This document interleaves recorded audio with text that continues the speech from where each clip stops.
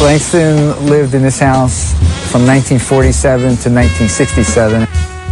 Langston's mother and Toy Harper were best of friends. So when Langston moved into New York City and then Harlem, he looked up the Harpers, and when they purchased this house, they purchased it together. Langston occupied the top floor for both his living quarters and his office, and the Harpers lived on the rear floor of this parlor floor. The way I became curator of the Langston Hughes house is that I purchased the building with my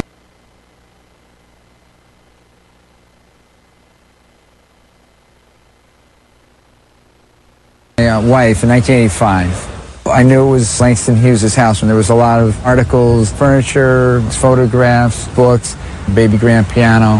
When I came into a place of great history like this, I didn't have to think about how important it was to work at preserving things.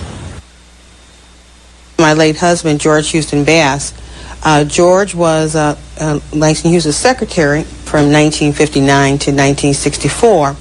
And lived with Mr. Hughes on 127th Street. This was a pulsating, very dynamic household.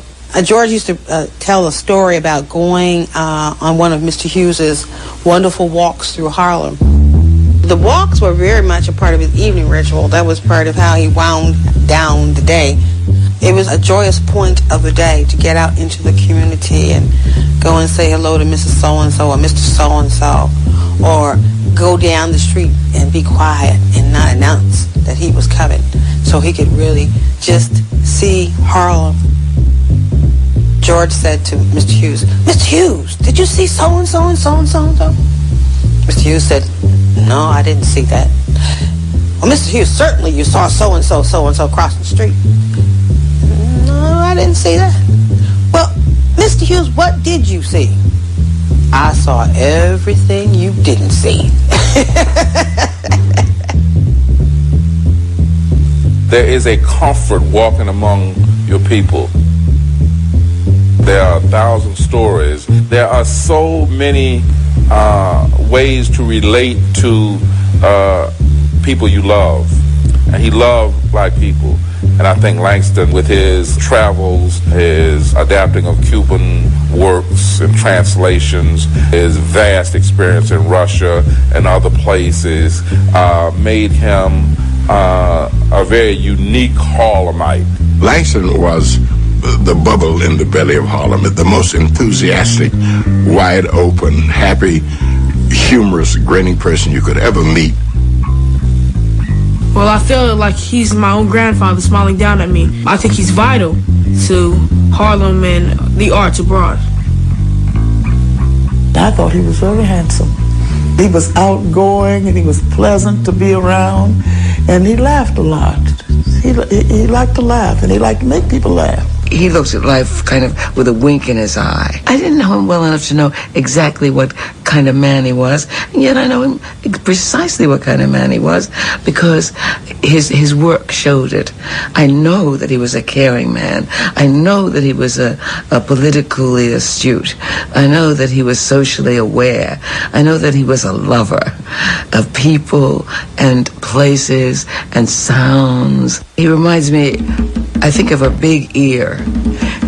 He went around the world, especially in Harlem, and he heard everything.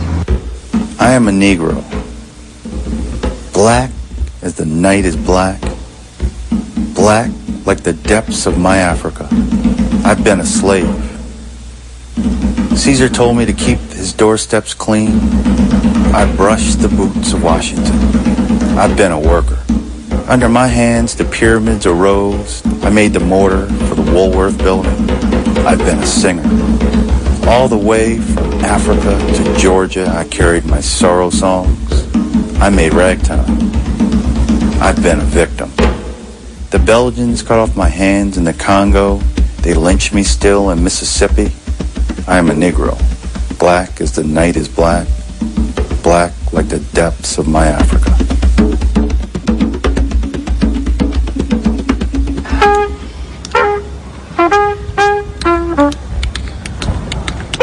Langston Hughes attended Columbia University for a year to study engineering. He left because he was bored and lonely in the white academic world. But his nightly visits down the hill made him fall in love with the excitement, rhythms, and syncopation of Harlem and its people.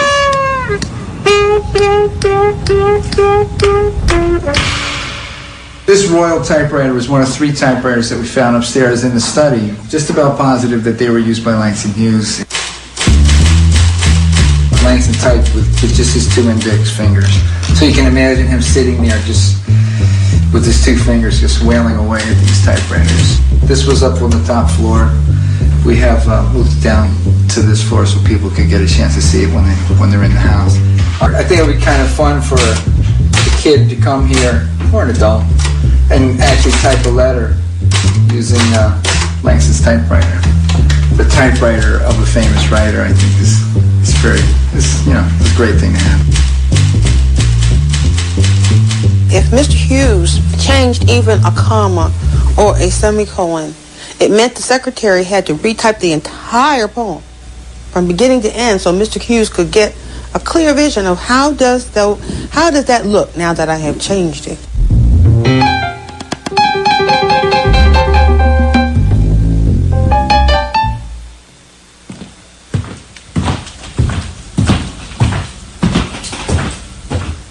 These things are like little clues of things that happened in Langston's life. Harper's preserved it.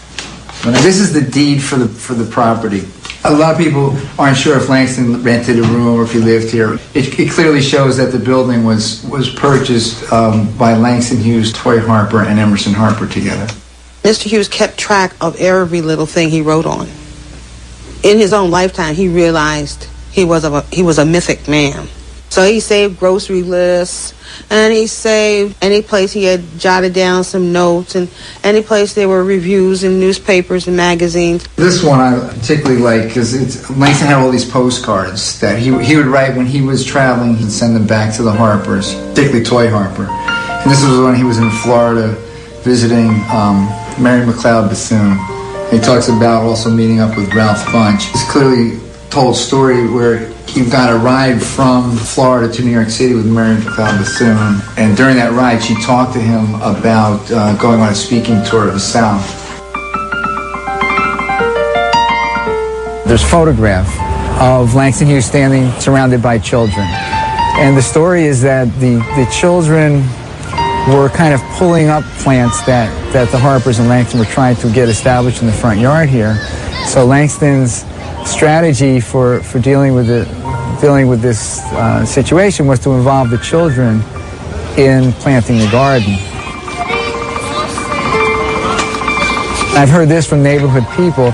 Each flower was given the name of the child that planted it.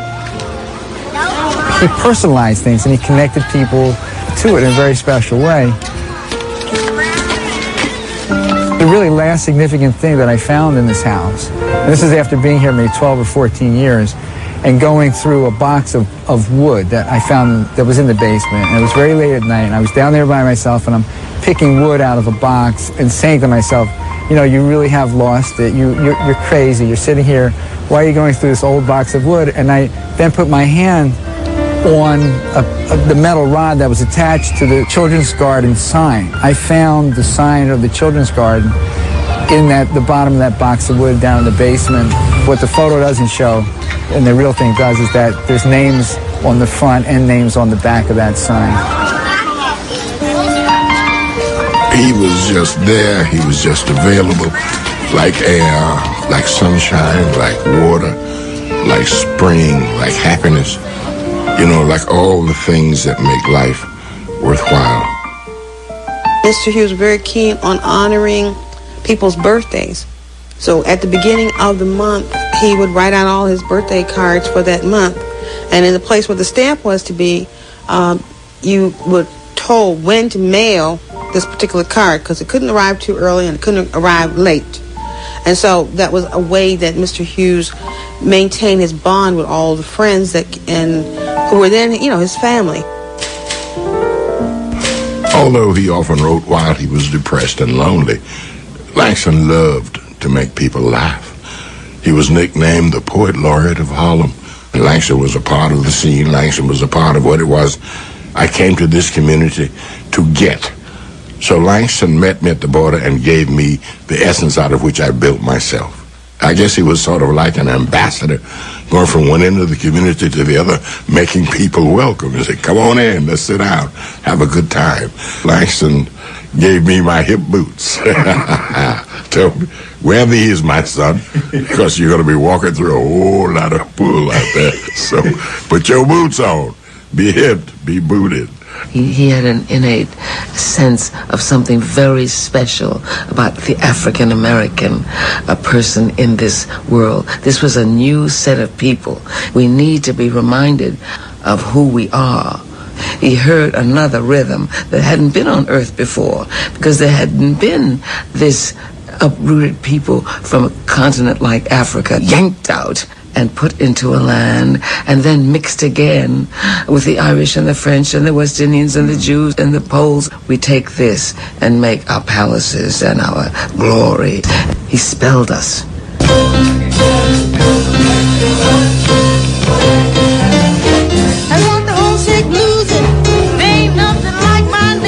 And I very well picture Langston in a nightclub listening to the music and hearing the words, because there is an Afro-American sensibility, and he put it down. Walking about 7th Avenue and Sugar Hill, the New Savoy. I ran away from home in Little Rock, Arkansas in 1934, just after finishing high school. With a prize fighter, I only knew 18 days, and I came to New York. Harlem in the 30s and the 40s, it was a swinging place. We had the Cotton Club, which we couldn't go in as patrons, and we had the Apollo, Small Paradise. From the classics to the blues to Pigmeat Markham, Ethel Waters, Lena Horne. I mean, just rich with talent. Just so much was going on in Harlem. When we were youngsters, in this very, very house, Langston used to go on Sunday afternoons after church and all. He would gather those who were taking acting lessons, like we were at the American Negro Theater, Ruby Dee and all of us. And we would all gather here and meet and listen to friends of Langston's. And Langston himself was a very good reader. And he would throw pillows all around here on the floor. Robert Earl Jones, James Earl Jones's father, he would read I've Known Rivers. Those were the days that we learned to love the works of Langston Hughes. A lot of the people who sort of flocked into the household, they were coming with their eyes and they were coming with their mouths to speak. They thought just to speak and get inspired by Langston Hughes, but Langston Hughes was also keen on what vision they were sharing with him.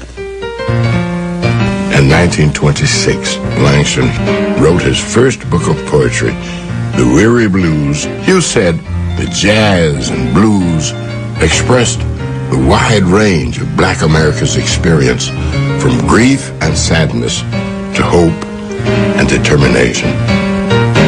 He strongly believed that music and poetry worked together. Jazz and blues were key elements of the Harlem Renaissance, a time when African Americans in an uptown section of New York City started a movement to celebrate their culture. Bring me all your dreams, you dreamers. Bring me all your heart melodies, that I may wrap them in a blue cloud cloth, away from the too rough fingers of the world.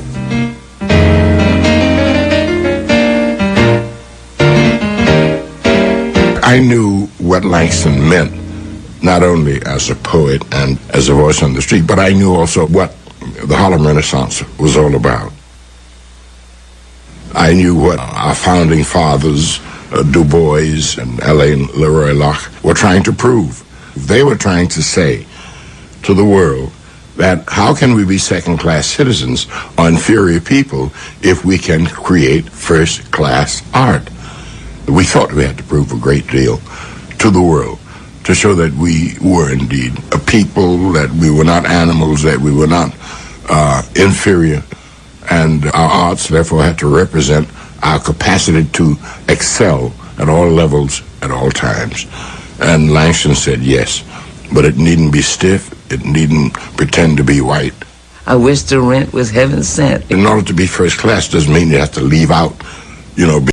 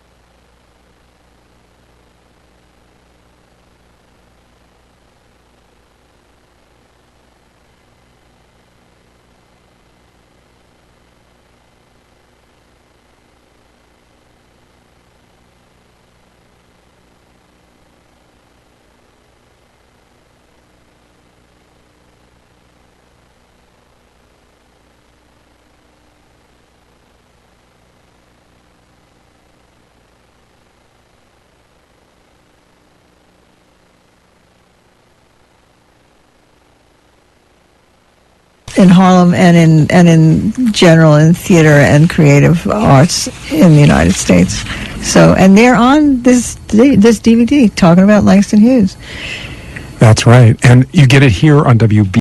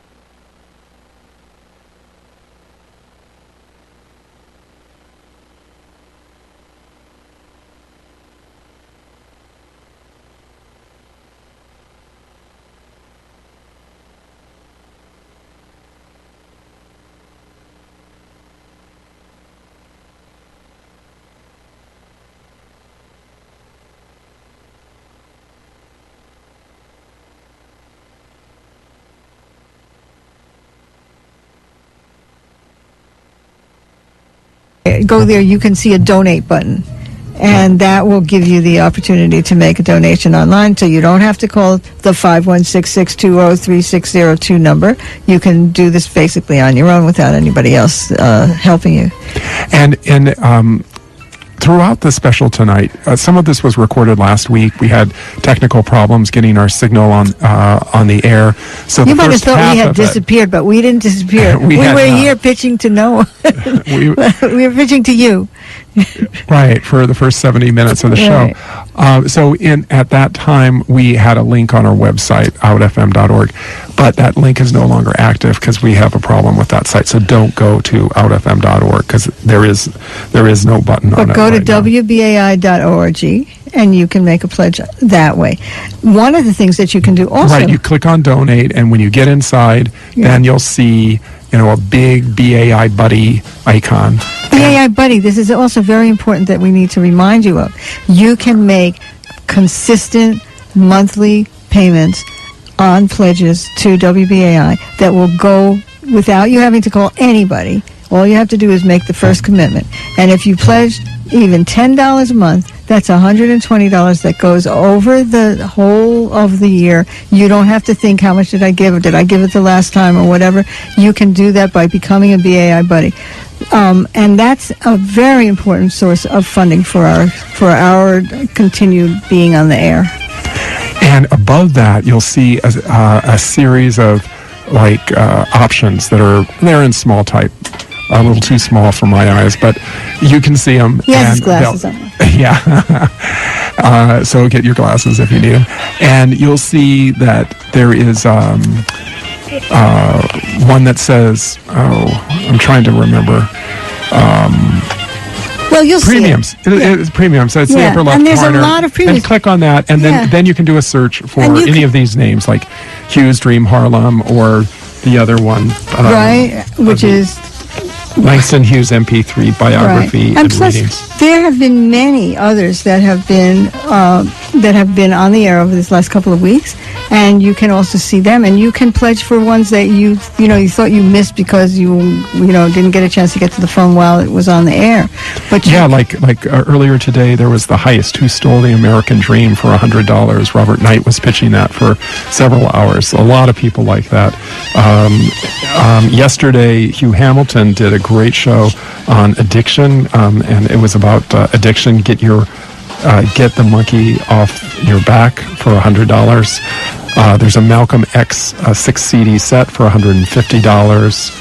There's a consultation with Armand DeMille for $200. And there's let's see. Well, I don't know the price on that. Anyway, so go to the phone right now, 516-620-3602. It's probably the easiest way to make your contribution. So for Hughes Dream Harlem. And the pledge that we're asking and the gift that we give you is that DVD, and the pledge number is $90. So please give us a call, 516-620-3602. Now. Yeah, so we're from Out FM. I'm Naomi Brussel. I'm John Riley. Okay. And for those that are just tuning in, we're doing a fundraising special on the topic of Langston Hughes. We are the only progressive LGBTQ, lesbian, gay, bisexual, transgender, queer questioning show in the area of New York City. And we have a range, somebody just said, on radio. That's right. And we have a range of, someone was just saying, 90 miles outside. So there are millions of queer people out there who are listening, as well as people who don't identify that way. And all of you can contribute to WBAI to keep this kind of programming on the air, to keep some of the shows that you will not get anywhere else. You will not get Asia Pacific Forum. You will not get Law and Disorder. You will not get Ecologic. You are not going to get Haiti, The Struggle Continues. You're not going to get Beyond the Pale. You're not going to get any of these things on any other radio station. And if you want to hear those things, which you can't hear anywhere else, you have to give us money so that we can stay alive. The number is 516-620-3602. You can even just become a member of WBAI for $25, and you get to vote for the local station board. And help us keep true to our mission. We always need help. We want the community involvement. So we know $90 might be a little steep for some people. But, there's other options that you can become for as little as $25. Shows like Education at the Crossroads are wonderful. Where We Live, Beyond the Pale, On the Count, La Voz Latina, City Watch. These are all programs that I listen to. And I think, when you give to WBAI, you're not just giving to whatever show, you're giving to all the shows. And, out of that list, there's I think something like 80 or 90 shows that are originated in New York City. And hundreds of producers, hundreds of people who were working basically for no money at all, but because of our commitment to keeping this kind of radio alive and keeping the station alive. Without this station, you will never be able to hear any of these things. You're going to hear some kind of pretty much junk on a whole bunch of other stations. Please call and pledge to WBAI. The number is 516-620-3602. 516-620-3602. You can get programs like Radio Free Aaron, Economic Update. Update. That's fantastic a wonderful show. I love that show. And you can hear Max Schmid. You can hear and Ken Gale on radio. Ecologic. Yeah, you can't. You're not going to get that anywhere else. So please call. Pledge to WBAI. 516-620-3602. We really need your pledges, folks. And some of those shows, have moved over time. Yeah. So if you're hearing some of those names and you wished it was still on, well, it is still on. So just go to our website and you can find out, WBAI.org, and while you're there, you can make your donation. 516-620-3602. Everything old is new again. with David Kinney. It's a great show. It's on Sunday evenings. You know, and he plays cabaret music and old time and stuff from the theater. He loves it, and you can see how much. And his listeners love him. So you could become one of his listeners, by the way.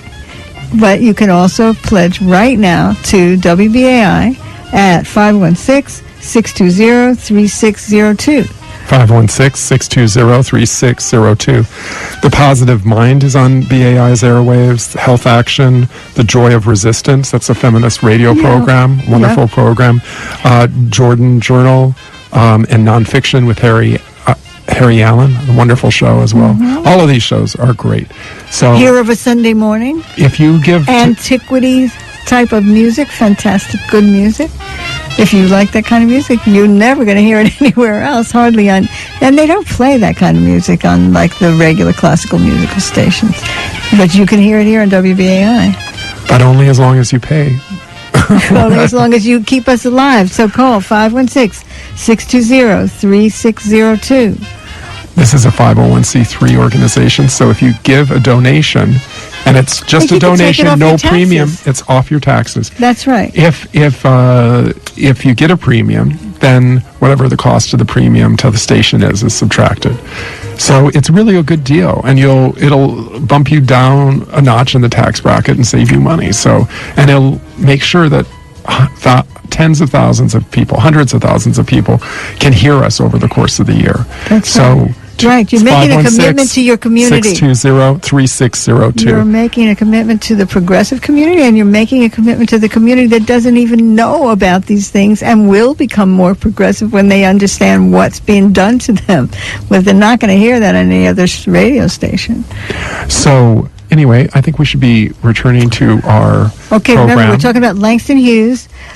Just letting you know, just don't forget that part of what we've got here is Hughes' Dream Harlem, the DVD that we were playing at the beginning of the show, and that is offered if you give a pledge of $90. So call 516-620-3602 and pledge for Hughes' Dream Harlem.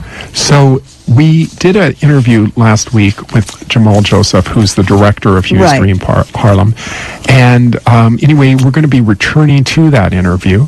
And in there, he's going to be talking a little bit about his own personal history and how it relates in some way to Hughes's history.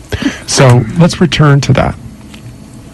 And Darylyn Hudson was also one of the producers. Darylyn Hudson was the producer, and Darylyn Hudson is the person who originally had the idea to do it. Darylyn was from Detroit, and she was just a huge fan of Langston Hughes, and a bit of a Langston Hughes scholar, and originally called Vosa Rivers and I, who runs New Heritage Theater and films with me, to see if she could just get some support for filming in Harlem. And then as we talked, she said, oh, you should just come and make the film with me. So it became this wonderful collaboration.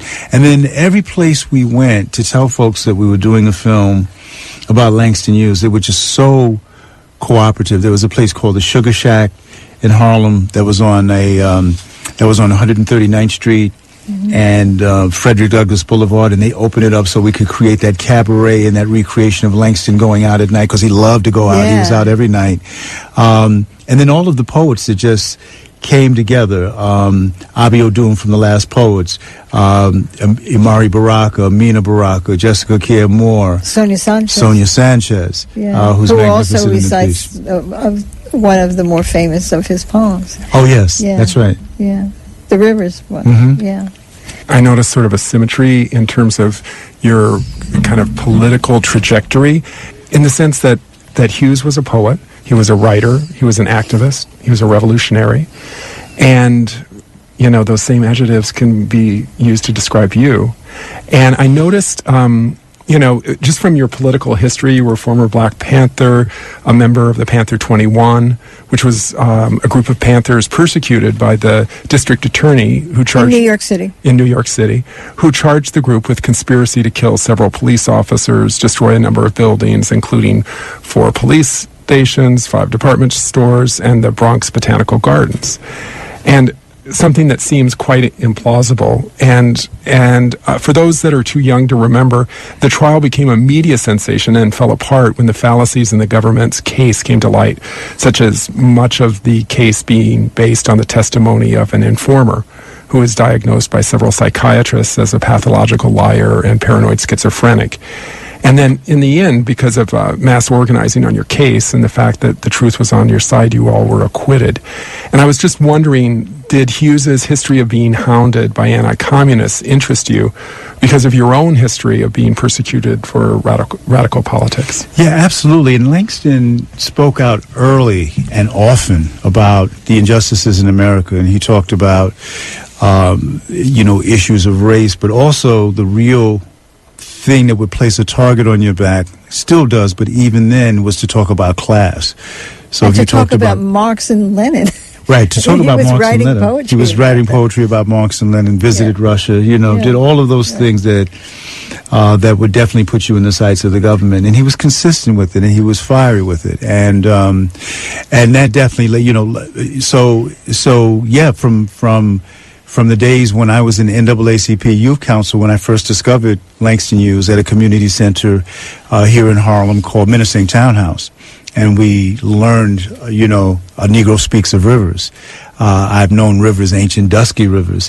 I was impressed with the way Hughes's voice just touched the heart and soul of the black experience, but also found the connective tissue between that experience and all human experiences, and his radical thought and his ability.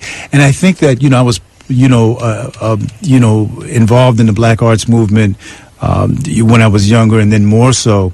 I think I really found my poetic voice when I was in prison. Came to appreciate his poetry yet again as a way one can use art for social change and art to ferment revolutionary thought. Right. And a lot of his poetry and his stories are digging at the racial and class issues. Absolutely. And ridiculing some of the behaviors. I mean, the book, The Ways of White Folks. That's right. Which is, I think, probably taking off from Du Bois' book about the souls of black folks. I mean, he excoriates racism and the way it operates in this United States. Absolutely. Yeah. Well, can you talk a little bit about the switch in focus that Hughes seemed to have from radical left politics and anti-racist politics to a focus on the civil rights movement? It's a continuum for me for the struggle for human rights. And I've come to appreciate this even more. And, there's this kind of interest now because of the movie Lincoln, in what was happening around the Civil War. It was something that was really well done on PBS a few weeks ago called The Abolitionists. And one comes to understand the importance of class struggle and mass movements. You look at that friendship and that alliance between William Lloyd Garrison and Frederick Douglass. And then you look at how, when you look at any successful movement that we have, there's been solidarity. There's been solidarity in the women's suffrage movement, in the child labor law. There's been solidarity in, the people who fought against the blacklist and everything that was going on. There has been that idea of international struggle promoted by people like Langston Hughes and Paul Robeson. And what was clear, what happened to me, I tell this story about my first day in the Black Panther Party. I went in not long after Dr. King was assassinated and got radicalized. I don't even know if you could call it radicalized, because it wasn't so much political consciousness as it was anger. And I was mad at white folks, and I was riding out to the Panther office. 1968. Yeah, 68. And a couple of guys who were older than me were with me, and they didn't quite know what the Panthers were, so we were trying to prepare ourselves, right? And so one guy says, when we join the Panthers, we can't get out. I was like, really? And another guy says, and the Panthers are going to put us to the test. They may send you to kill a white guy. And I was like, what? Kill somebody? And the other person says, no, don't worry. You don't have to kill a white guy. I got relaxed. They said, you're going to have to kill a white cop and bring in his badge and his gun. I was like, what? So I go into to the meeting and sitting in the back of the Panther office, and the person in front is explaining the Panther 10-point program, which was written in 1966. Sadly, if you read it, it seems like it could have been written 2 years ago. Right. And, we want freedom, the power to determine the destiny of our community. 2, we want an end to the robbery by the capitalists of our black community. We want decent housing, fit for shelter for human beings. Right. And he gets to point number 5. Healthcare, food. Breakfast. Yeah. He gets to point number 5, which is about education. We want an education that teaches us our true history and the true nature of this decadent American society. And I jump up, skinny 15-year-old, full of fire and anger. Choose me, brother, arm me. Because I'll kill a white dude right now. Right. Well, I get called up to the front of the office, and the person running the meeting reaches into the desk, and I think he's going to give me the big old gun, and he hands me a stack of books. Quotations from Chairman Mao, Wretched of the Earth by Fanon, Soul on Ice by Eldridge Cleaver. So I think maybe this is a test, right? Because what my friends had told me. I said, excuse me, brother, I thought you were going to arm me. He says, excuse me, young brother, I just did. Yeah. And then as I'm walking back to my seat, he says, let me ask you a question since you came here, seeming like you're really mad at white folks. If all of these cops in the community, these pig police that are brutalizing people and shooting them down were black, and the people being brutalized were white, if all of the businessmen, avaricious store shopkeepers that are ripping the community off with high prices and spoiled vegetables and rotten meat, if they were black and the people being ripped off were white, and all of these jive time, fascist pig politicians, if all of them were black and the people being exploited and oppressed were white, would that make things correct? And this time I answered with my brain instead of my thoroughly bruised adolescent ego, and I said, no, sir, it seems like we'd still be wrong. And he said, that's right, young brother. This is about a class struggle for human rights, not just a race struggle. Study these books so you understand what the revolution is about. So how I see my journey and the journey of activists who might have seemed like they changed course is that I think they were picking the weapons appropriate for the battle. Mm-hmm. Bobby Seale says it best. He says when the Panther Party started, they carried shotguns and law books in Oakland, California, because those were the dynamic weapons of social change. But if he were founding the Panther Party with you today, Panthers would still be on the street patrolling, but they would have video cameras and laptop computers. So I think around this idea of human rights, around this idea of the haves and the have-nots, around this idea that people have the right to be the best versions of themselves, regardless of race, regardless of color, regardless of sexuality, regardless of personal belief, that's where the struggle continues to live and thrives and beats in the hearts of people from generation to generation. And Hughes was part of that from very early in his life. He really was. And he was choosing his weapons in various ways, including his poetry and his stories. Absolutely. We're talking to Jamal Joseph, who is the director of the film, which is called Hughes' Dream Harlem, which we are offering to you as a premium for your contribution to our station. And for $90, you can get it. You need to call 516-620-3602. 516-620-3602 and ask for Hughes' Dream Harlem. Or you can go to our website at outfm.org, and there'll be a hyperlink there that'll take you directly to the WBAI webpage where you can do that. It'll take you right to the premium. And you're listening to Out FM on WBAI New York, now broadcasting out of the studios of WHCR in Harlem. It does seem that, right at the time when Hughes's politics sort of refocus, it seems to be about 1940, which is when the black freedom struggle really enters into a whole new phase. And through the 40s, freedom rides start early on, much of them not really publicized in the way that the later ones did, but were nonetheless extremely important. So, absolutely. And again, in talking about that, focusing on that, always tying it into the other struggles that was going on. He was very conscious that what was happening to the Negro in America was not isolated from what was happening to the farm workers and the workers and the merchant marines. And the merchant marines. Right. He has this poem, Let America Be America Again. Let it be the dream it used to be. Let it be the pioneer on the plains seeking a home where it's free. And later in the poem he says, I am the poor white, fooled and pushed apart. I am the Negro bearing slavery scars. I am the red man driven from the land. I am the immigrant clutching the hope I seek, finding only the same old stupid plan of dog eat dog, of mighty crush the weak.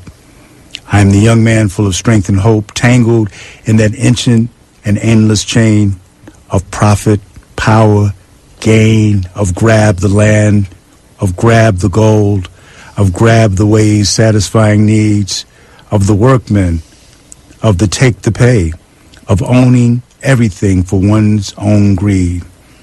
I am the farmer, bondsman to the soil. I am the worker sold to the machine. I am the Negro servant to all.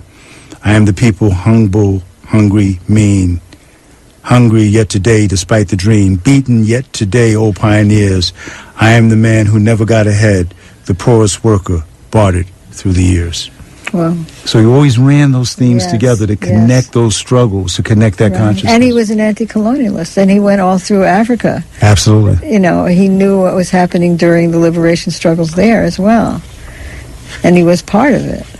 Yes. I mean, it's really kind of amazing how prolific and how busy he was. He was always traveling. He loved to travel. And he found a way to do that. You know, artists always go through feast and famine, more feast and famine. We talked about that earlier. Like, the house on 127th Street was not an easy thing for him to do, but, you know, he chipped in some money with the Harpers, who were good friends of hers and good friends of his, and bought that house. But he wasn't a wealthy man. Not at all. Well, let me put it this way. He wasn't a rich man, but he was a wealthy man in human spirit and in that contact, and realized that what was important when he had the ability to travel, was to see the world, and was to use his art to bring the whole world into focus for folks. Right. And he never really was, he was always kind of on the edge, as many artists are now and continue to be, always on the edge financially, always not sure, often not sure where the next meal or the next check was going to come from. That's right.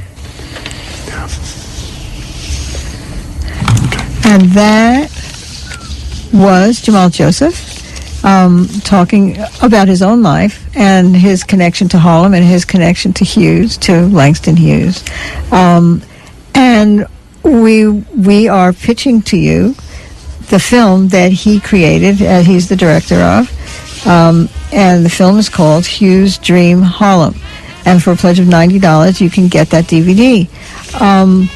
And I just wanted to talk a little bit about all the things that you have gotten from us at, well, I don't know, now maybe this sounds like I'm trying to blame you for not giving us enough money, but we have been bringing you on Out FM a lot of different topics, and I think Out FM is something that maybe some of you are sort of dependent on to get the latest news, to find out what's happening in the queer community. And just to remind you of some of the things that we've covered, not just Jamal Joseph and what it's been like for him, you know, growing up in Harlem, and his experience as a Black Panther, and his understanding, you know, from his youth about what it means to be a black man. But we have also given you a special on James Baldwin.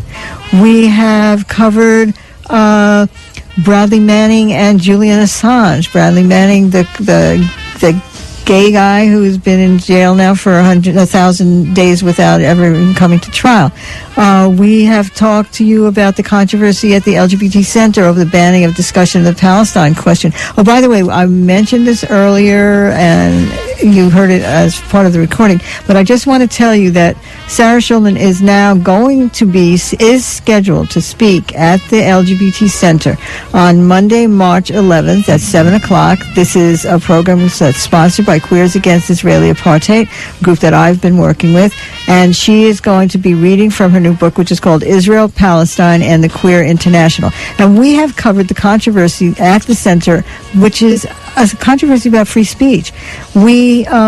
And that's something that's also been covered on WBAI, the controversy at Brooklyn College about free speech, about whether people are allowed to talk about Israeli apartheid, whether people are allowed to talk about boycott, divestment, and sanctions against the atrocities that the Israeli government has been perpetuating against Palestinian people. You're going to hear that here on WBAI. You may not hear it in other places. We've given you vignettes from various lesbians' lives. We have interviewed the former Black Panther, Erica Huggins. We have interviewed anti-war lesbian grand jury resistors. We've had Mariela Castro on queer issues in Cuba. We have been talking about trans issues, changes in the police rules and in psychiatric diagnoses for trans people. And we have also talked about trans youth and the need, their need for housing and various other kinds of services. These are things you're not going to hear on other radio stations, really not. So we want you to call and pledge to WBAI 516-620-3602. As we said earlier, you can become a BAI buddy.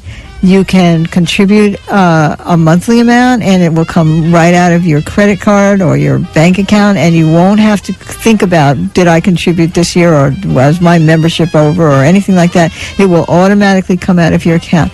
That's a very important thing for WBAI to keep us alive, because it's a regular, reliable way of having funding come in. You can pledge for Hughes Dream Harlem for $90. That's part of what Jamal Joseph was just talking about, and it's not just the DVD, but it's also an opportunity to think about Langston Hughes and the role that he played in the United States in the United States history, in the struggle for Black liberation, in the struggle for class liberation. It's about that aspect of art and of poetry and of writing. He was a brilliant writer, and also he was somebody who was very committed to the struggles for international changes. He spent time he went all over Africa. He spent time in Soviet Union. He did a lot of really. He was an internationalist. He was also probably queer. We're going to talk more about that a little bit later. Although that part of his life is kind of in the shadows, and was, considering the period that he was living in, where a lot of people who were queer were hiding, and as they still do today, as many of us still do today. He was living in a different period of time, and he died in 1967. He was born in 1902, so he was living at a different time as far as whether it's possible to be out as a lesbian, gay, bisexual, transgender. So that's one of the reasons we picked him, by the way. That's right. Because this is a queer show. That's right. And anyway, but not everybody that we feature on the air is. You don't have to be queer to be on this show. Like Julian Assange, when we did a special about him, it was because in the story is about Bradley Manning, right? And those two stories are interrelated, and so we have to, in detail, talk about Julian Assange's case. And it's really important to go to the phone right now and help WBAI. You can either get this $90 pledge for this DVD, Hughes Dream Harlem, or you can give us a contribution of whatever amount you'd like. And I've done such a contribution myself just now. I did it on my iPad. Yay. And that's why I was kind of silent for a minute, typing away. I was wondering what he was doing. And I really wanted to know, how hard is it to do? How hard is it to do? And it's not that hard. You just have to click on that on the Donate to WBAI button, go into My Favorite Show, and then when you get into there, then you just do a search on Hughes Dream Harlem, and then, or just Hughes, and it'll bring up both premiums. It'll bring up both the Hughes Dream Harlem and the Langston Hughes one. Right. So anyway, I got 2 DVDs because I know people that really need to see this, and I just want to make sure that they have that. And anyway, we did get a number of pledges earlier in the hour. We have somebody from the Bronx who didn't seem to want to be thanked on the air, but did get the Destination Freedom 2013 version, who did get Mining for Change, who did get Nat Turner, A Troublesome Property, who did get the Black Panther 6 CD set, and who did get the 2 CD Destination Freedom and Black History radio. So anyway, that's a lot of stuff. So thank you very much, listener. Then also, there's someone who pledged in the name of Golden Age of Radio, who wanted to be thanked by name, and his That's Max Schmidt's show, everybody. It's on 7 o'clock on Sunday nights. That's right, and that's Chris Ekstrom from the Bronx. So thank you very much, Chris, for supporting WBAI and supporting the Golden Age of Radio. And then there's Robert Pereira from Port Jefferson. So thank you very much. He's also going to get this wonderful DVD of Hugh's Dream Harlem. And let's see, Chris also gave to the Reboot WBAI. There's Reboot at different levels, and he got one at the $50 level. So thank you very much for that generous gift. Thank you very much. 2 gifts in just minutes. Hey. And then John Riley. Here we show up. Here he Yes. is. That's great, So, John. Thanks, yeah, John. yeah. Thanks Well, for keeping this place alive. Well, I want to Yay. do my part too. That's you know, right. I mean, John is on one the of local station board. I am Talking about really a huge commitment to WBAI. I am, and I'm deeply, deeply concerned about WBAI because we're behind on our transmitter antenna bill, and that's quite serious, folks. And, so you got to give us money so we can pay. So we can make that antenna work so that you're going to be able to hear WBAI. Last week, if you tried to tune in, you didn't hear anything. By the way, we had this kind of little period of no signal, which was a little weird and scary, but that was a taste of what it could be like if there's no WBAI. You'll tune in, you look at 99.5 on your dial, and nothing is coming in. And you're not going to hear anything but static.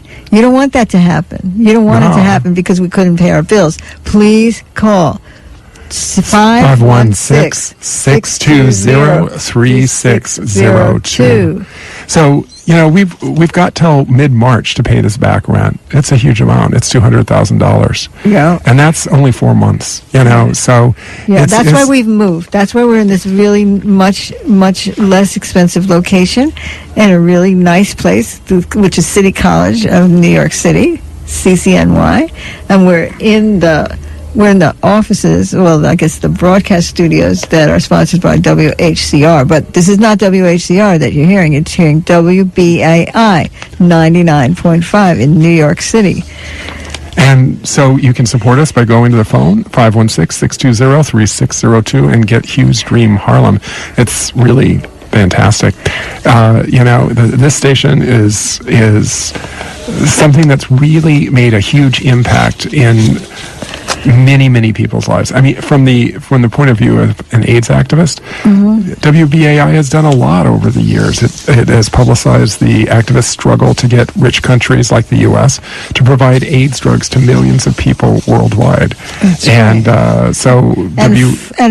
We've talked about on our show specifically the Robin Hood tax on Wall Street, which is trying to raise money to fight AIDS by taxing transactions that are going on in Wall Street. They could raise billions of dollars in order to provide medication and other services for people with HIV all over the world. That's something that you have been hearing about on our show and on WBAI in general. You're not going to hear it anywhere else. You have to support WBAI so that you can hear it. 516-620-3602. And there's other things that you can do. You can encourage your friends to become members of WBAI. That's right.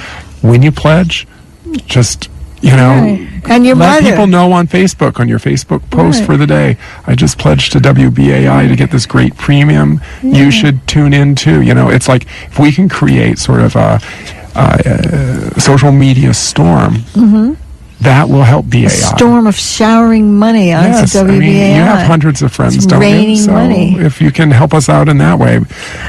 So anyway, I think we might want to move on a little bit. Okay, we're going And- to talk more about the sexuality of Langston Hughes, and if you read some of the biographies of Langston Hughes, you'll find that his sexuality is kind of, the discussion is muffled, and there's a tendency to say that maybe he was asexual, maybe he didn't really have that much interest in sex, and he had, and according to his biographers, he never talked about having, a girlfriend or a boyfriend or anything like that. He never discussed that at all. He was extremely, quote, private. That's the take that you get about his sexuality. And we know, those of us who have ever been in the closet, I have been, I think John probably was at some point in his life, and many other people, that being in the closet often means that you don't mention anything about any sexuality or anything sexual that's happening to you, because it's not something that you want to open up a discussion about, because you don't want to be trapped in having to lie or hide. So you just don't talk about it. And that is probably, I'm not saying that we have, proof positive that Langston Hughes was involved with men.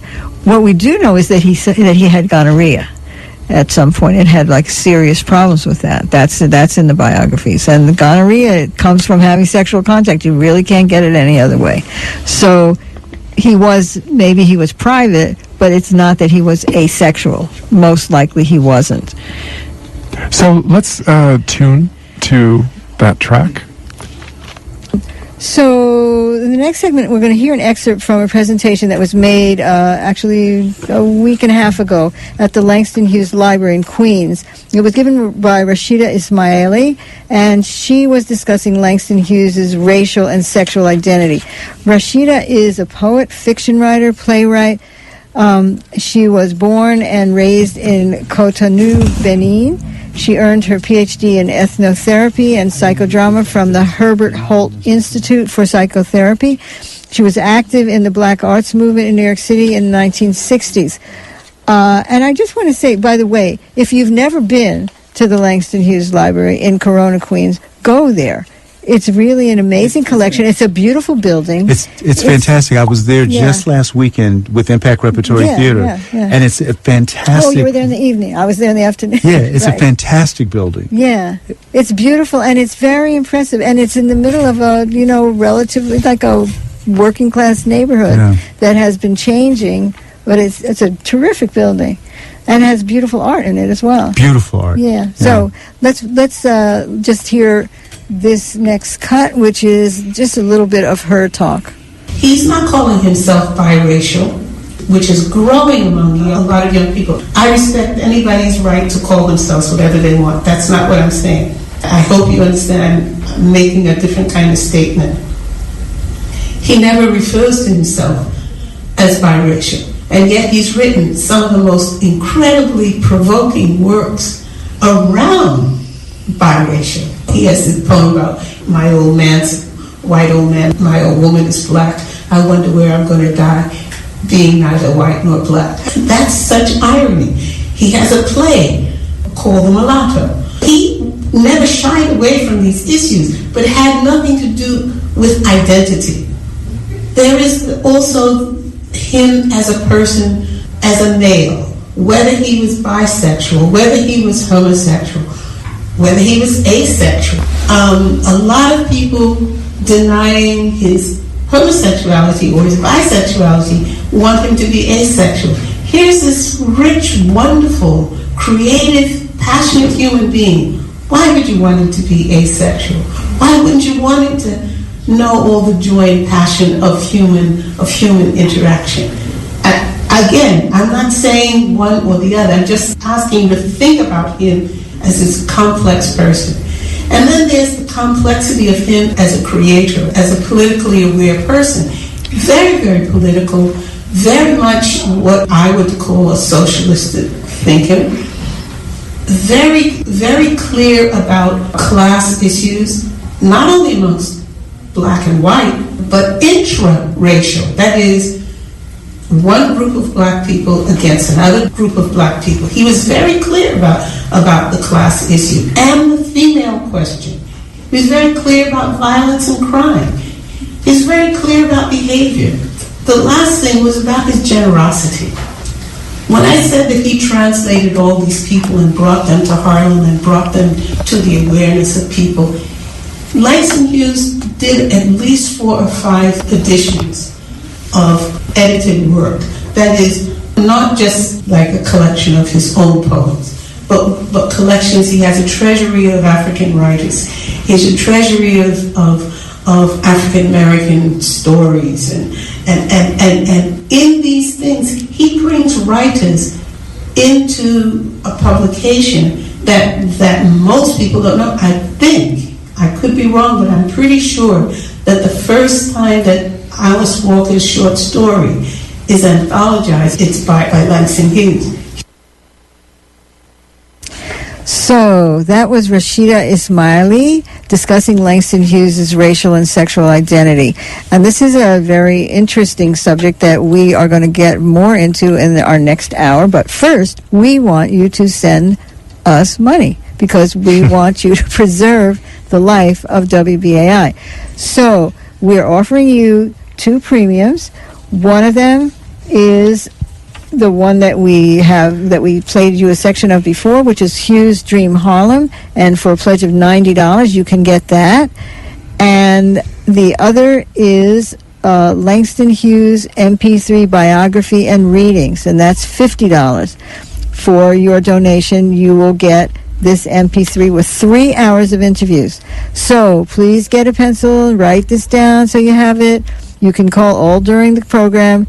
The number is 516-620-3602, 516-620-3602.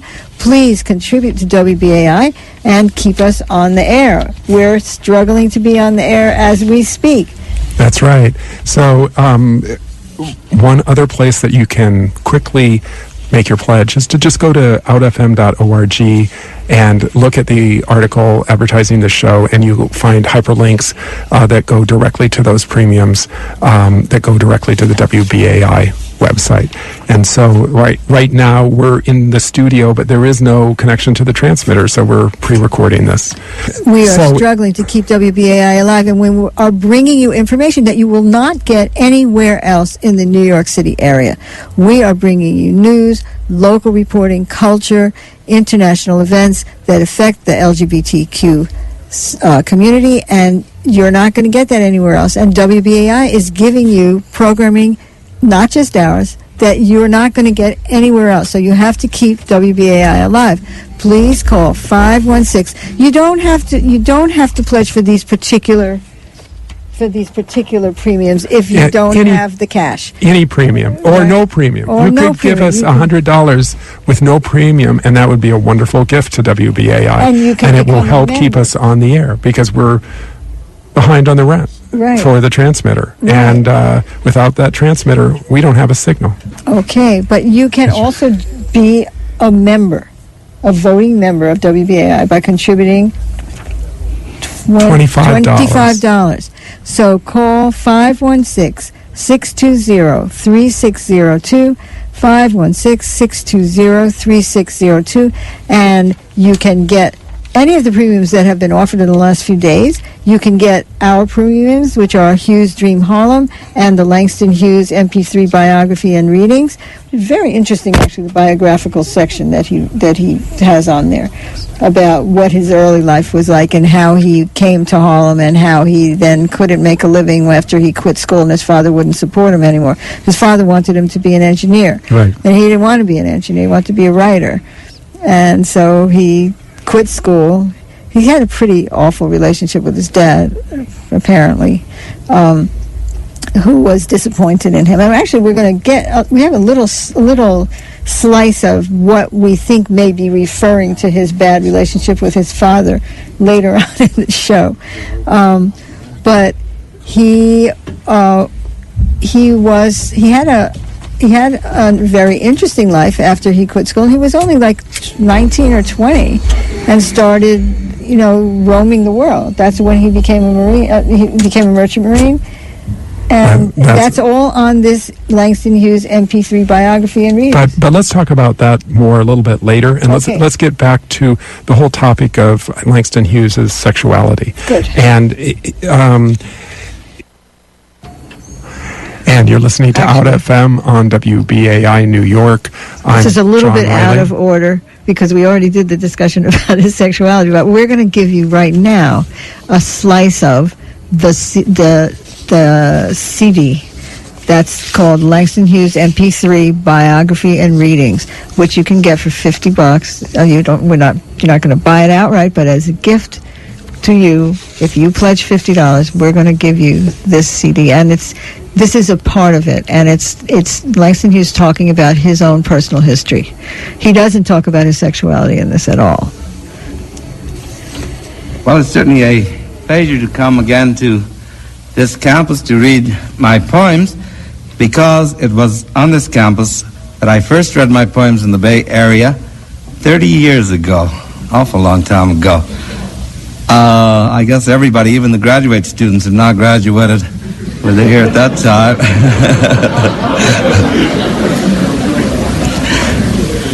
In reading my poetry, as I have been doing for a long time now, I try to show how poetry is related to life. I know that in a college community like this, you don't have the conception that many Americans do, that poetry is something way off up in the sky somewhere. I'm sure you know that it isn't. Certainly in my own case, my own poems are, I think, very much down to earth. They are poems that have grown right out of my own life, out of places I've been, things I've done, and people I've known, the way I think and feel about things. And so in reading them to you, I'm going to give you something of their background. I'm going to start at the very beginning with my own origin, which took place in a town called Joplin, Missouri. But I belonged to a family that was always moving, and I was supposed to have been born in Guthrie, Oklahoma, but we moved about a week before, and so I was born in Missouri, and then we moved all around the Middle West. As a child, I lived in a great many different towns, and knew best Lawrence, Kansas, where my grandmother lived, and every so often I lived with her for a little while. And so I sort of grew up in the very heart of our country, in the very middle of the United States.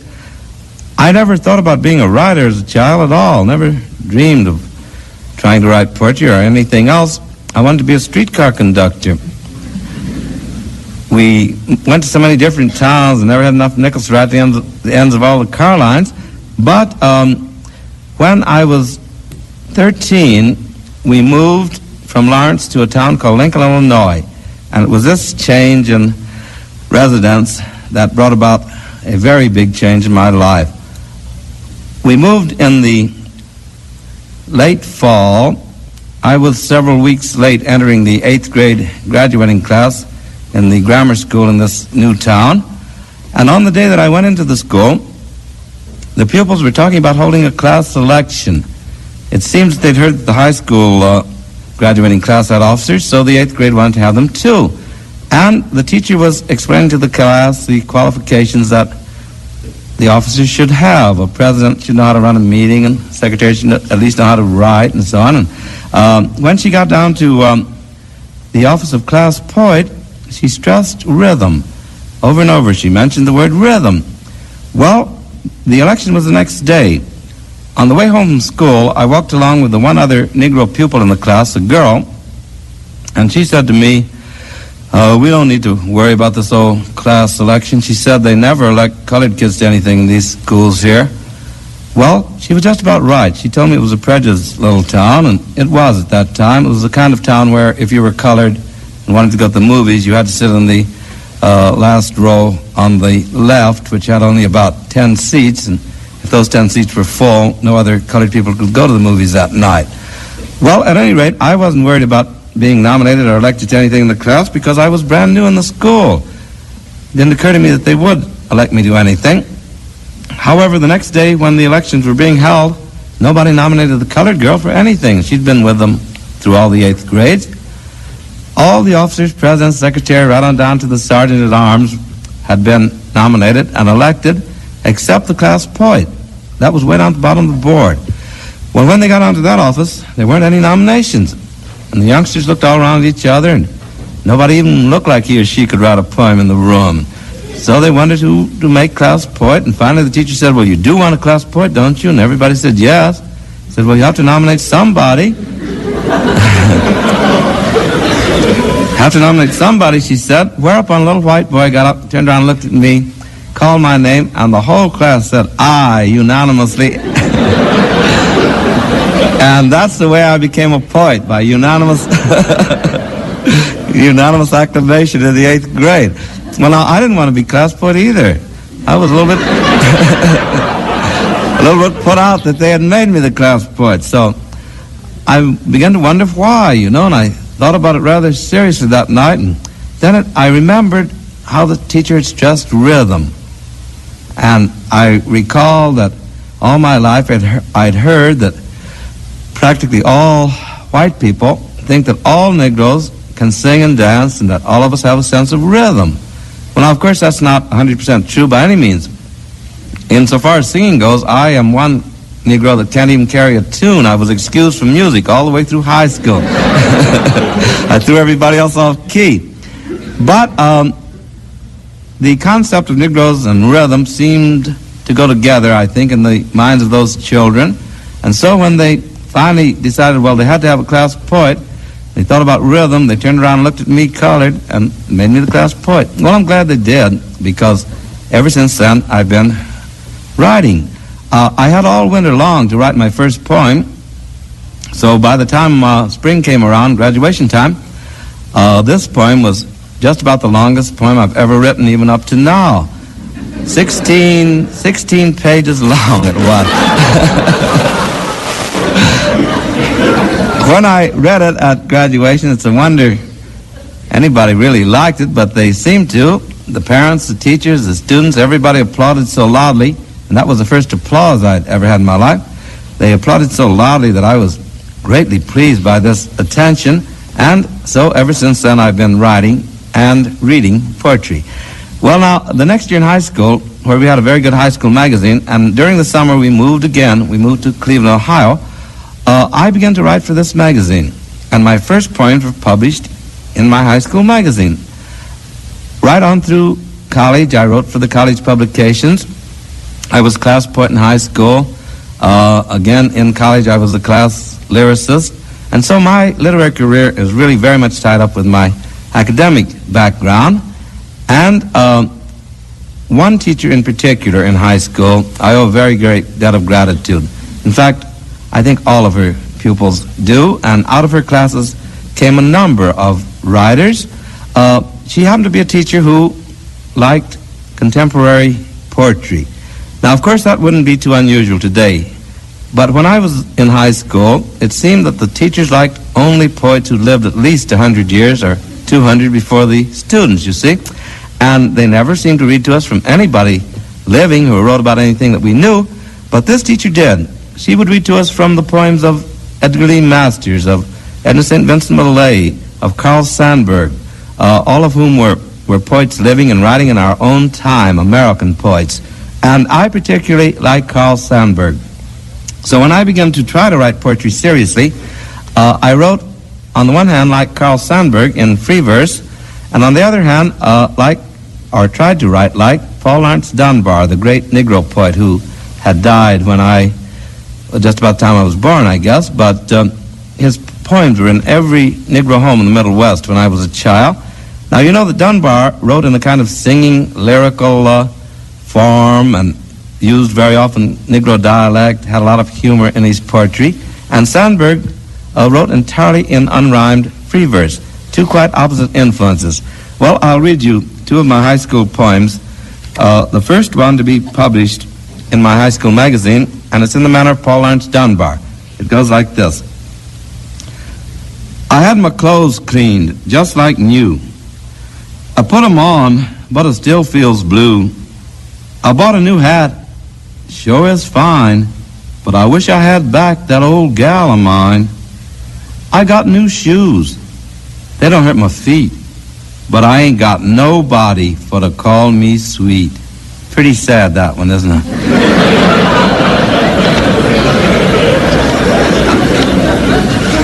Well, a year or two later, I wrote this poem, in which you can plainly see the Sandburg influence, I think, and also you can detect the influence of the Negro spirituals in the little refrain in the poem. I wasn't aware of the influence of Negro folk songs on my work at that time. In fact, I know I wasn't, but nevertheless it seemed to have been there. This is a poem called When Sue Wears Red.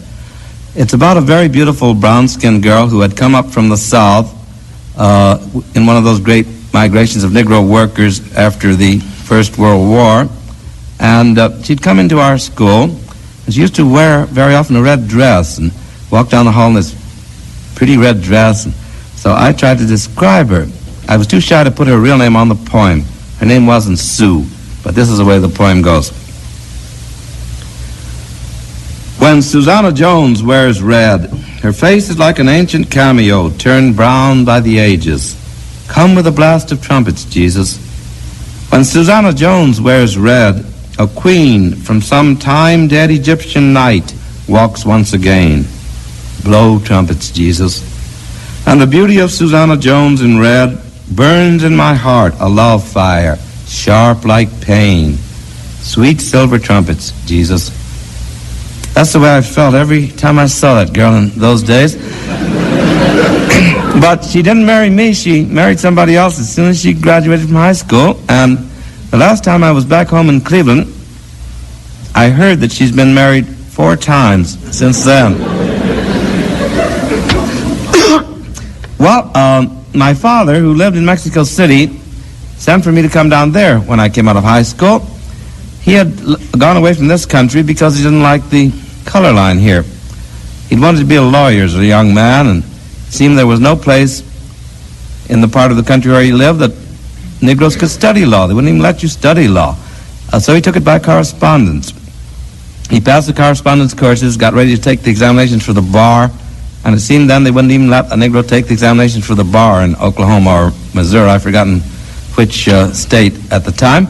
And so he was so put out by this that he decided to go away to another country. He became a lawyer in Mexico City and practiced there for more than 30 years. And when I got on to Mexico City, my father, being a lawyer at that time for mining interest, wanted me to be a mining engineer. He'd got my career all cut out for me. He said, I'm going to send you to Switzerland, to college. In Switzerland, you can take mining engineering, and you can also learn 3 languages at once.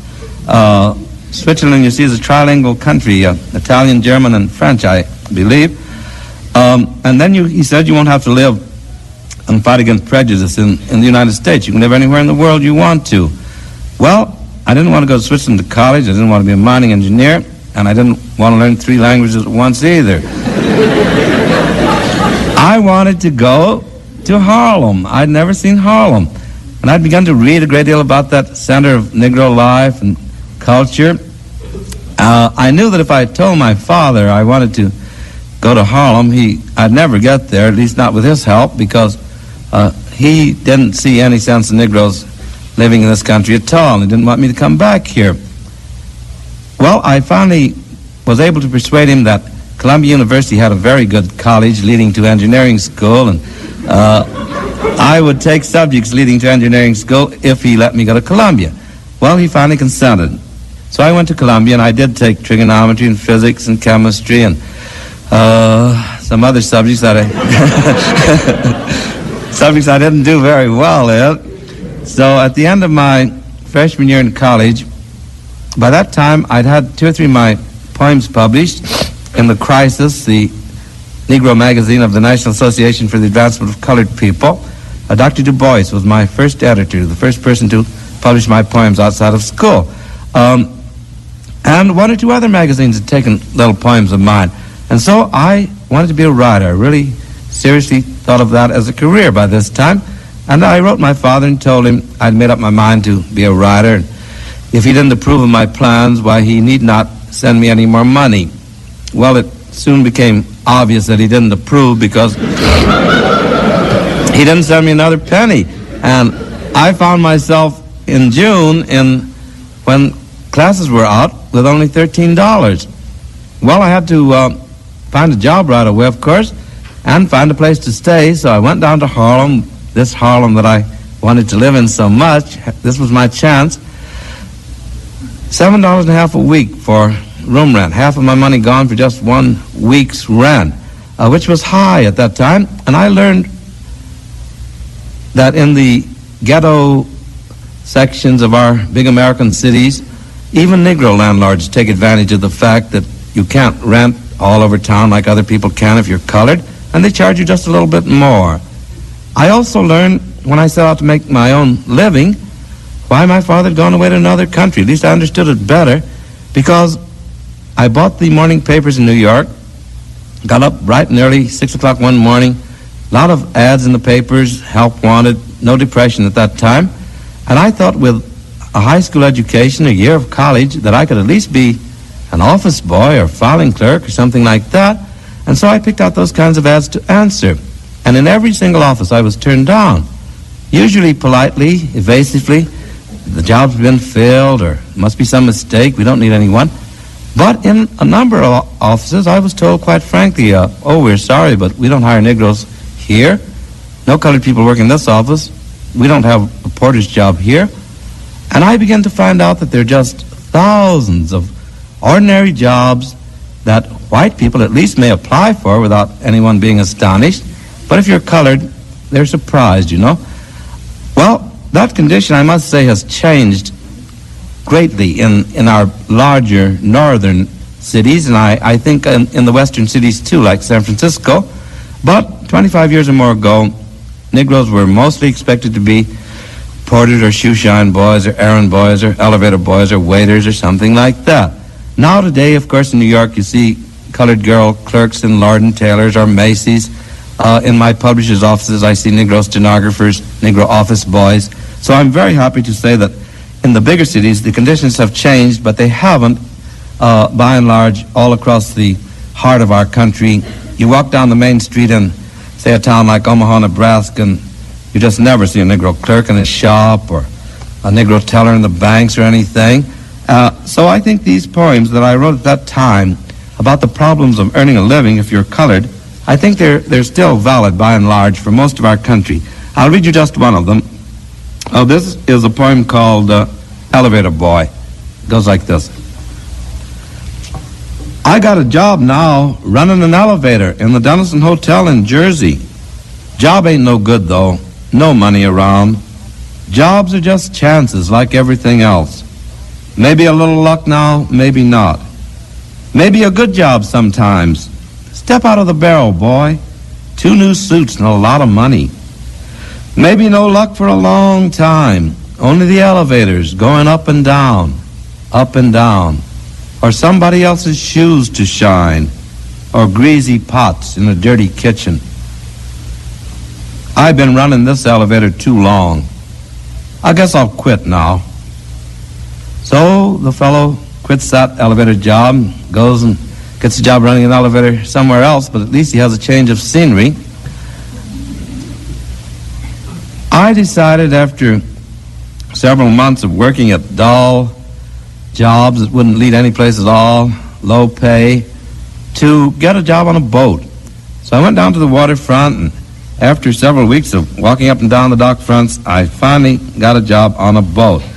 Well, here's a poem that I wrote at that time called Waterfront Streets, about those ugly dockfront streets that nevertheless have about them a feeling of romance and far-off places. This little lyric tries to put into verse the way that I felt at that time. The spring is not so beautiful there, but dream ships sail away to where the spring is wondrous rare and life is gay.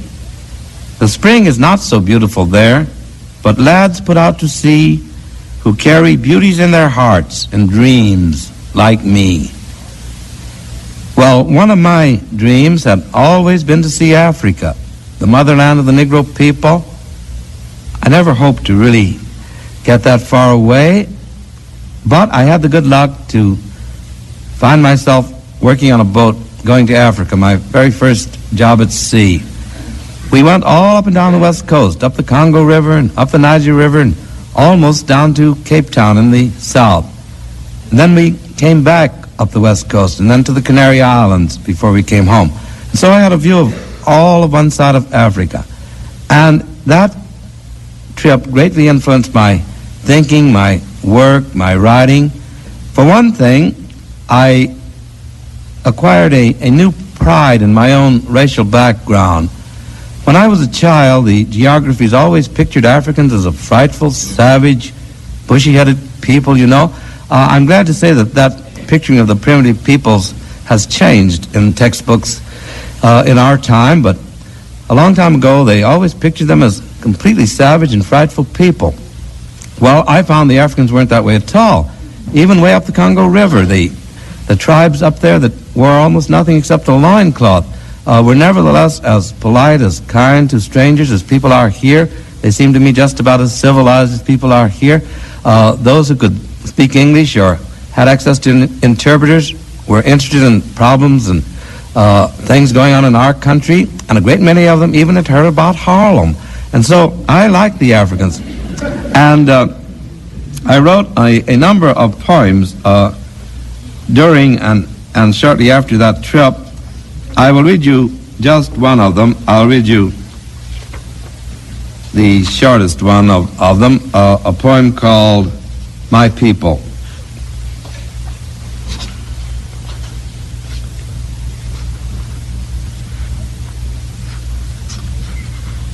The night is beautiful. Oh, no, we're okay. So the faces of my people.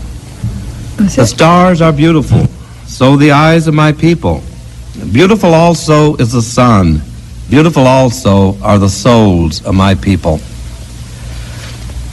I learned in Africa that our country is certainly not the only country with a color problem, that color problems existed right in Africa itself.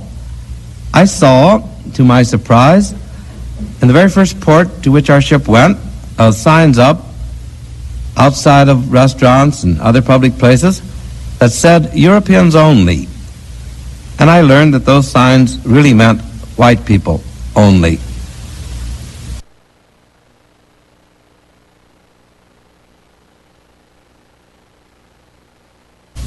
All up and down the African coast, I saw various forms of discrimination between the Europeans who ran the African colonies and the African people themselves. And in one colony, I even saw a missionary church with a brass rail across the middle of the church, and the white people who were bringing Christianity to the natives all sat in front of the brass rail, and the Africans themselves were segregated behind the brass rail. Well, I sort of wanted to see the Europe that ran Africa. And so when I came back, I got a job on a boat going across to Europe, a boat going to Rotterdam. This trip to Europe was quite different, however, in point of comfort than the African trip. The African trip had been made in calm weather. We came back in the early fall before the ocean got too rough. But my first trip across the Atlantic in the winter was an extremely rough one. The little freight boat that I was working on was not too much longer than this room, a very small boat. So it rocked and tossed and rolled all the way across the Atlantic. We should have made the trip in 10 days. It took us 17. The second trip was even worse.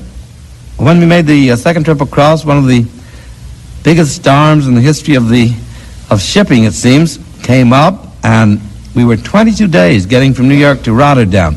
And every one of those 22 days, the boat rocked and rolled so that your whole body got sore just trying to hold your balance, you know. And some nights, if you wanted to be sure of being in your bunk in the morning, you had to tie yourself in because of the lurching of the boat. Some very unfortunate things happened, too, on that trip. The chief engineer got pneumonia. If you get seriously ill on a freight boat, there are no doctors, and so if you get very sick, there's nothing to do except go ahead on and die, and this man died. I saw my first funeral at sea. They wrap your body up in a piece of canvas and put it on a board, and then they push the board up to the edge of the boat, cover you with an American flag, and the captain says a few words over your body, and then they lift up the board and let you slide off into the ocean. But they hold on to the flag and put it away for the next funeral. And you're listening to Out FM on WBAI New York. That's the voice of Langston Hughes. It's a recording that was preserved on the Pacifica Radio archives, and we're offering it as a part. It's an MP3 CD, so it contains about 5 hours of different recordings. This is an hour-long recording. It is called Langston Hughes Reading Life and History. So that's done in 1958 in front of some students at the University of California. This is a remarkable. It's a really great collection for a $50 contribution. It includes an interview with Langston Hughes in 1963. It includes Hughes reading this wonderful poem.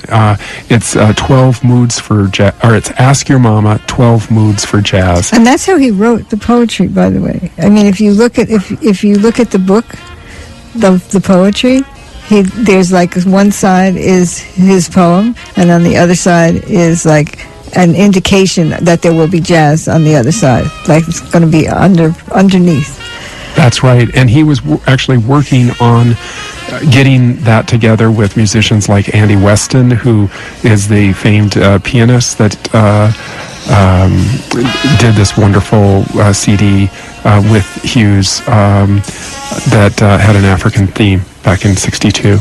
So, but Hughes never completed the musical version of 12 Moods for Jazz. So what you get is him reading the poems from that. It's a fantastic deal. And then there's the Langston Hughes Memorial, which is a memorial piece to the life and work of Langston Hughes. And so that's for only $50, and you become a member of WBAI, and you're able to vote in the upcoming elections coming up this summer. So get on the phone, folks, because we're running out of time, and you got to send in the money to us, and you got to be sure that Out FM and WBAI stay on the air. So this is your last 6 minutes. So give us a call, 516-620-3602 for either one of these premiums. The first one called Hughes Dream Harlem, which we played part of for you. And we also had the director, Jamal Joseph on. And that's a pledge of $90. And the other one is the one that includes this piece that we just played for you. So now you can't hear that anymore, so you got to get on the phone. The number is 516-620-3602 and ask for Langston Hughes MP3 biography and readings. And that's only $50 for this very, very packed, something really good on every track on that CD. Yes, it was a joy to prepare for this. And, where else on the dial can you listen to this? In New York City. I mean, Langston Hughes is a marvelous poet of the 20th century. He made countless contributions. He's influenced, not only did he put his own work to jazz, but he influenced hip-hop artists right up to the present day. His message of social justice, ran all the way through his life. Yeah, it accented different parts of it at different times, but it ran all the way through his life, and he's an icon. Yeah. So go to the telephone right now, 516-620-3602, or you can go to our website, wbai.org, and you can just click on Donate to WBAI, and that takes you to an inner page where you can click on Pick Your Favorite Show. And then once you get there, then you can just type into the search engine Hughes, Hughes, and it'll bring up both of the premiums that we're offering. It's very simple. So please go to your phone. Or the computer. And if you need a pencil, go get the pencil. 516-620-3602. Okay. What's that number again? 516-620-3602. And John put an enormous amount of effort into preparing this for you folks. So you got to do it. You got to get it. He enjoyed it, and you're going to enjoy it. you need to get Langston Hughes MP3 biography and readings, $50. And that's, you get that by calling 516-620-3602. And we know that some people are calling in now because you need to also show that BAI and Out FM are important to you. Okay, so please, the Out FM fans particularly, we really need to hear from you. Please call 516-620-3602. Remember all the stuff that, we've given you a lot, and you have to give us back to keep us on the air.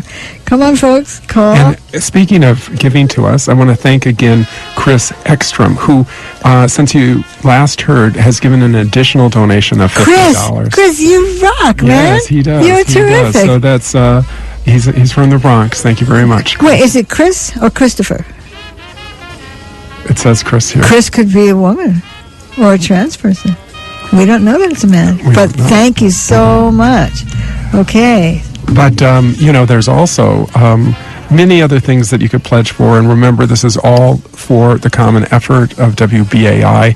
And, for example, earlier today, Robert Knight was pitching Heist Who Stole the American Dream. That's for a pledge of $100. It's this great 2011 documentary about the government deregulation that led to the Great Recession. Very timely. Or Hugh Hamilton's show yesterday on addiction, Get the Monkey Off Your Back. It talks about nutritional supplements people can take that can ease getting off of various drugs, ranging from harder drugs to the hardest drug, tobacco. Tobacco is really extremely difficult to quit. And you get Hugh Hamilton with WBAI. That's something that you get. I really like to listen to Hugh. Great. He's a wonderful host. And he always brings wonderful topics to the air. Yeah, and he makes people talk to them about them. And he really has a really interesting repertoire with various people calling. So we need to kind of wind this up. And I just wanted to say, wanted to thank Green Streets, whose time we're using right now for this fund drive special. Okay. They'll be back on again. We're not sure exactly when. The fund drive has been extended a few days, so you can help keep it from being extended further by going to the phone right now and dialing 516-620-3602. And I just want to remind you again that Sarah Schulman is going to be speaking at the LGBT Center at 208 West 13th Street on Monday, March 11th, 7 p.m. This is a big triumph because the center has rescinded its moratorium on whether you're allowed to talk about Palestine. So, and I also wanted to mention there's a documentary about lesbian feminist trailblazer Charlotte Bunch, as seen on PBS. It's called Passionate Politics. Yeah, and we might offer that as that's going to be held over at GMHC on Friday, March 8th.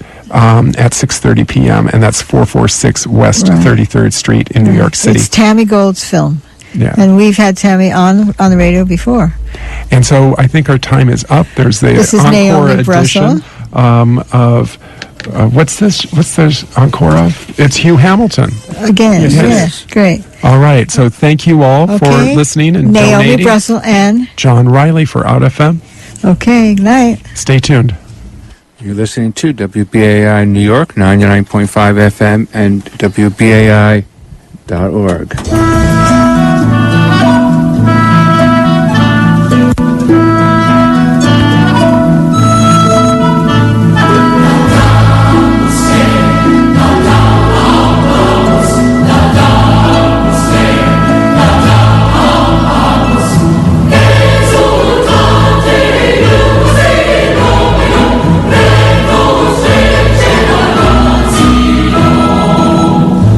Hallelujah, hallelujah.